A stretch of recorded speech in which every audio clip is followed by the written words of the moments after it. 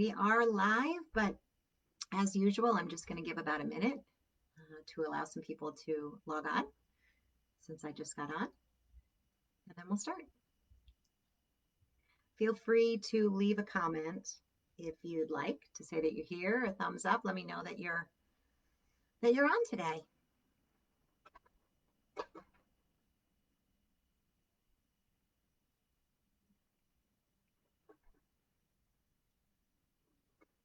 Welcome. A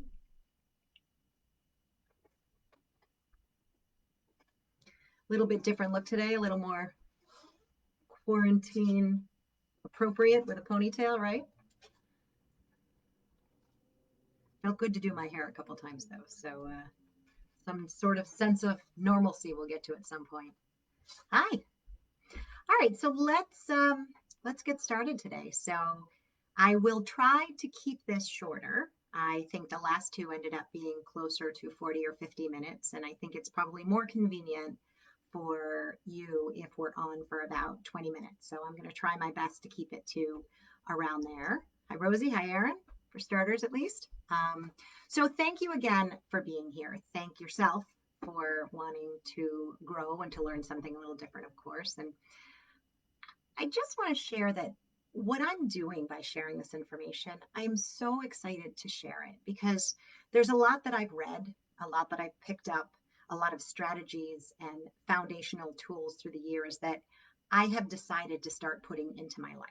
And so many of those things have just led to so much more happiness in my life and better coping skills and more peace and more awareness of myself and better listening. These are things I'm working on every single day, but incorporating some of these strategies has helped me to be able to see what some things are that I do need to listen to and be aware of. And I also think they've made me feel more fulfilled every day and okay with my decisions that I make. They've made me feel more loving and more supported and more successful. And the reason that I'm doing this is because I wish to pass some of those on to you. I'm hoping that some of these things inspire you as well, and that you take some of these away, maybe a couple nuggets, one or two from each session, and give it a try. That you maybe step outside of your comfort zone and try something a little bit new or a little different and give it a whirl. And I think you absolutely might be surprised at what happens, but I'm pretty confident you will be, that you'll be pleasantly surprised that like, oh, I never thought about it that way, or that really does work, or wasn't for me, but it was pretty cool to try something new. Whatever it is that you have a takeaway, I just am excited to pass along some of this information and hope again that you accept a couple of these things and decide it might be kind of cool to try something different and new. So thank you for letting me share that. So how are you today? How are you? There's the question I ask at the beginning, and what's your answer? Are you answering how you are? Are you deciding how you are? Are you deciding how you want to feel and answering that question in that way?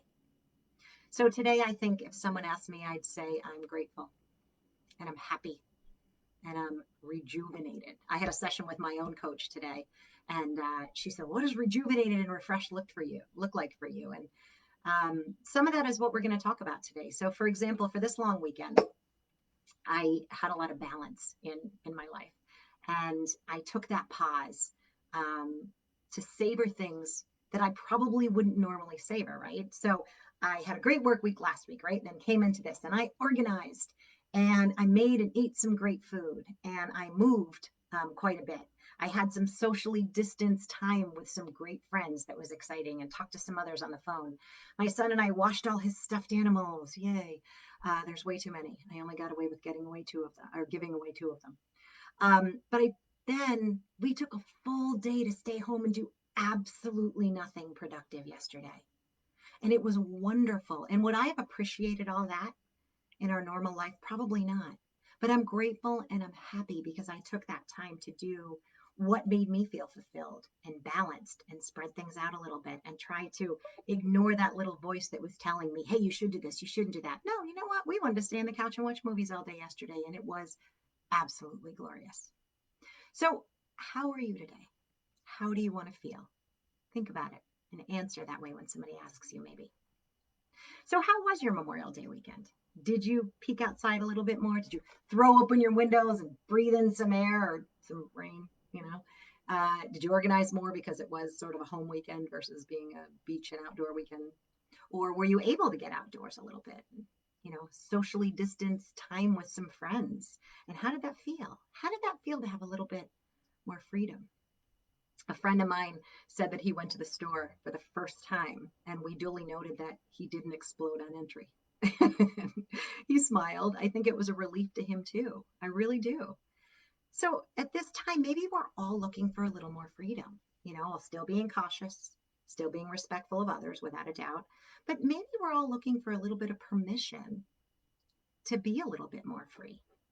And I want to remind you that you are the only one who gets to give yourself permission on how to react to what's going on and thus what your freedom looks like.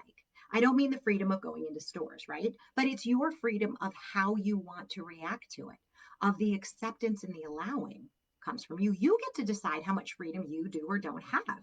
Your perspective, your belief is everything, right? Tony Robbins says, change your mind, change your life, right? And Abraham says, when you change the way you look at things, the things you look at change. And this goes back to your energy grows where you choose to plant it, right? What do you want to think about? How do you want to feel? I read something last week that I thought was really cool. And it said, so many people are focusing on what you can't do right now. Why don't we focus on what we can do? We can't do those things. Okay, it's a bummer. But let's focus on what we can do. You can take a distance bike ride with your friends like I did Sunday to get takeout from a restaurant and spread out with our masks on and eat that food and have a little mimosa to go with it and then ride our bikes back. You can do that. There are so many other things that you can do right now. Gather up that gratitude, that appreciation. Spend more time and energy talking about what you can do and see and make and organize and less about what you can't do. What place do you want to live in? I want to live in a place where I feel free, where I give myself permission to feel free. And you know what? You can choose to give yourself permission as well. It's your choice within the constraints of what you have to do. Like work, we have to go to work every day, but it's your choice on the perspective you want to look at it from. So we've talked about a lot. And if this is your first session, this is the 5th episode I put on so far. I hope that you go back and check out some of the other sessions. We talk about different areas and offer different strategies and insights for different areas. And we've covered some really cool things that people have told me they found some inspiration from so far. Last week, for example, we talked about movement and nutrition and self-care, which is so important today. So let me ask you, did you move a little more last week? Did you keep a better eye on what you put into your system? And even if you didn't, did you become a little more aware of how those things reacted to you and how your body felt? Did you give yourself a little bit more of what you needed? Maybe it was alone time. Maybe it was some distant social time. Maybe it was sleep. Maybe it was movement. Maybe it was relaxation, reading, etc. Did you give yourself a little bit of what you needed? So today we're going to talk about connection and we're going to talk about balance. But before we get there, I want to remind you of the sort of the 5 themes that flow in and out of every single thing that we've talked about, right? And you've heard them before, and let's repeat them. And that's how it kind of sticks in your head. So the first one, of course, is awareness. Be aware. Have that little voice hovering above, watching what you're doing and going, isn't that interesting, right? Desire. Why do you want to do something? Choice. How you see things, your perspective. You have choices every single second of the day. Practice and action. Stuff, habits, foundations, etc. are going to stick if you keep doing them. Even if you mess up, so to speak, it's not messing up. It's, okay, let me try again, and doing it again and celebrating every success along the way. And belief, I can do it. I want to do it. I'm going to be the person I want to be, and I'm going to stick with it. So let's talk about connection. And connection with other people is so important. So many articles talk about belonging, about needs. And Maslow's hierarchy even has belonging and love in the middle of the pyramid. And of course, we all fall into different places with that, right? So whether you're an introvert, extrovert, you want a lot of social time or a little, that's because of personality, because of your status, your proximity to other people, or availability of relationships. It could be so many different reasons on whether you're that extrovert or that introvert.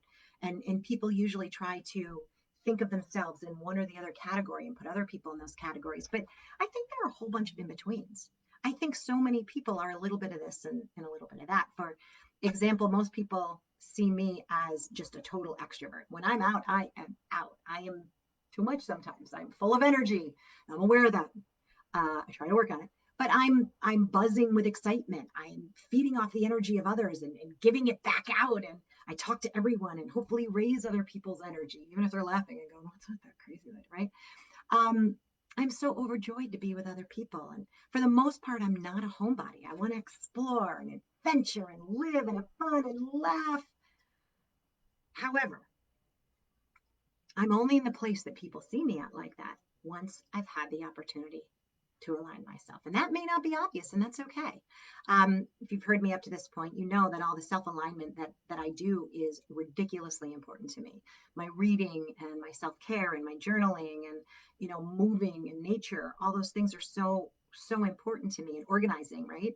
And if I don't have that grounding and that foundation, then I'm not going to be that person that's buzzing and bouncing off the walls when I'm out and about. I need that too. I need to sit and snuggle with my son on the couch. I have to have that.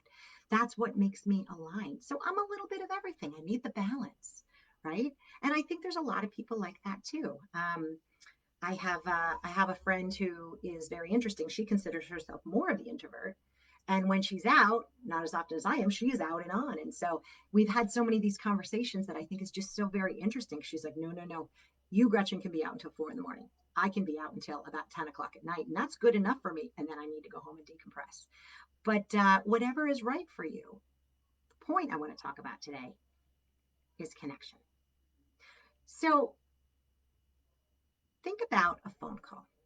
Think about relishing that connection. Think about talking to those people when it's important, whether it's a family member, a friend. It heightens our sense of belonging and helps us to be more fulfilled. Think about a time maybe that you've been depressed or bummed or embarrassed about something, or hurt or disappointed in yourself. And what you often want to do is you want to let those thoughts just swirl and whirl and be in your brain, and you think about the same thing over and over again, and you want to, as I put it, hide in your cave and not come out, and the emotion takes over and you just stay in that space for, it seems like you could stay there for days. And think about that time now that you've reached out to somebody else, right? You've reached out to somebody, another supportive person, and what happens?